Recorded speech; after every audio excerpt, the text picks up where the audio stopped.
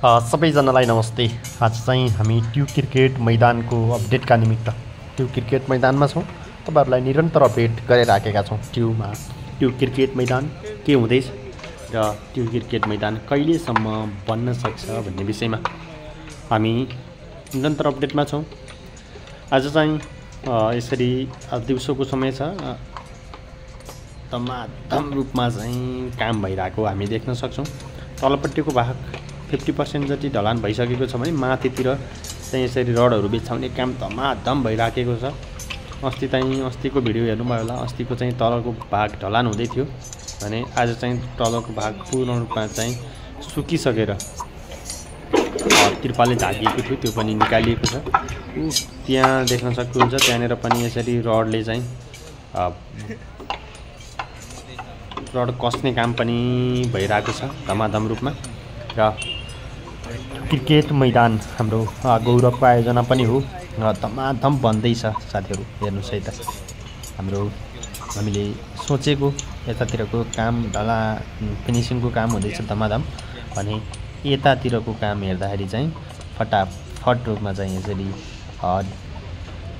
रडहरू कस्ने काम भइरहेको छ। माथितिरको यो प्लटिङ गर्न माथितिरको चाहिँ यो ढलान गर्नका निमित्त ढलान गरिसकेपछि बल्ल माथिबाट प्याराफिटको काम सुरु हुनेछ। साथसाथै फ्लड लाइटको काम पनि केही समयमा सुरु हुनेछ। अबको 1-2 महिनामा काम सक्ने गरी दिन रात नभनिकन चाहिँ काम भइरहेको छ। आहा, कस्तो राम्रो भ्यू है आकाशको।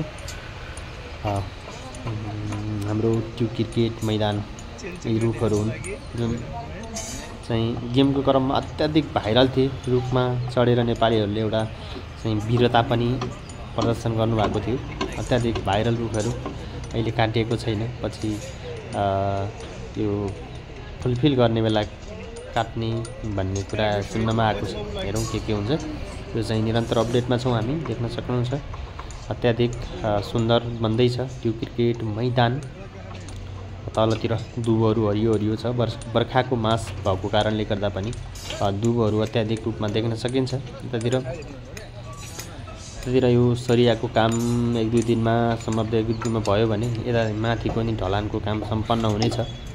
माथि ढलानको काम सम्पन्न भइसकेपछि चाहिँ बल्ल त्यसपछि चाहिँ त्यहाँ माथि कुर्चीहरू राख्नेदेखि लिएर सबै कामहरू चाहिँ धमाधम चाहिँ अगाडि बढ्नेछ। र फ्लड लाइट को काम पनि तुरुन्तै हुँदैछ। साथसाथै प्याराफिट पनि निर्माण हुनेछ। ट्यु क्रिकेट मैदान अन्तर्राष्ट्रिय स्तरको एउटा गुणस्तर सुविधा सम्पन्न चाहिँ क्रिकेट रङ्गशाला बन्दैछ। नेपालमै पहिलो पटक सरकारी क्षेत्रबाट बन्दैछ। निजी तवरबाट चाहिँ तिलोत्तमामा एक्स्ट्राटेक ओभल क्रिकेट मैदान चाहिँ भर्खरै हाम्रो आदरणीय दाजु हुनुहुन्छ विनोद दाजुले चाहिँ लगभग तयार गरिसक्नु भएको छ। विनोद दाजुलाई पनि सलाम छ।